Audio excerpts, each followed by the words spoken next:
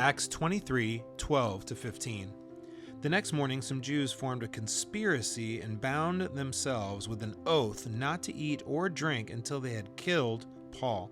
More than 40 men were involved in this plot. They went to the chief priests and the elders and said, "We've taken a solemn oath not to eat anything until we have killed Paul.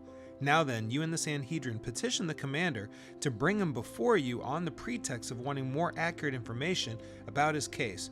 We are ready to kill him before he gets here." This witch hunt for Paul has escalated beyond any civil solution. 40 dudes are planning to go hungry and thirsty until Paul's dead. And then they reveal their black ops plot to the Sanhedrin to trick the Romans into bringing Paul out of the barracks and into questioning just so they can get a window to assassinate him. The Greek word, this word that we get translated bound, is from anathematizo. Basically, they place themselves under an anathema, a curse, like "may I be cursed" or "eternally condemned if I fill in the blank."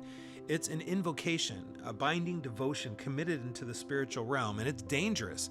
This is the same curse oath Peter swore in Mark chapter 14, verse 71, when bystanders of Jesus' passion accused him of being a Galilean and of knowing Christ, as if Peter is saying, "I swear on my life, I don't know him." And we've heard teaching on vows in the Bible before.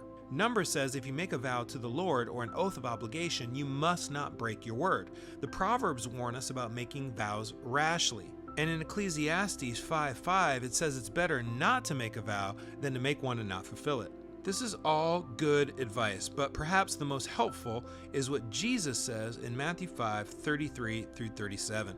It says again, "You have heard that it was said to the people long ago, 'Do not break your oath, but fulfill to the Lord the vows you have made.'" We just heard about that from Numbers.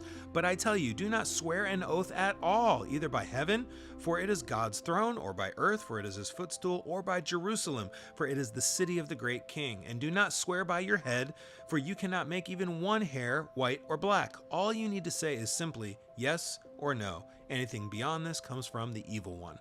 So right up there with murder and adultery, Jesus on the Sermon on the Mount is preaching oath swearing and basically says don't do it at all, by heaven or earth or even Jerusalem. So these 40 zealot assassins have not only strayed way off the path from their own Hebrew scriptures, but stand rebuked by Jesus' interpretation of Torah, elevating the standard to a simple yes-no metric. And in this case, I think it's safe to argue that this was way beyond the standard and is therefore from evil itself. So don't swear oaths on God or your mother or the grave or your city or your sneakers, and don't promise stuff you can't guarantee, or like from Top Gun, "Son, your ego is writing checks your body can't cash." Just do something or don't. Keep it simple, keep it spiritual.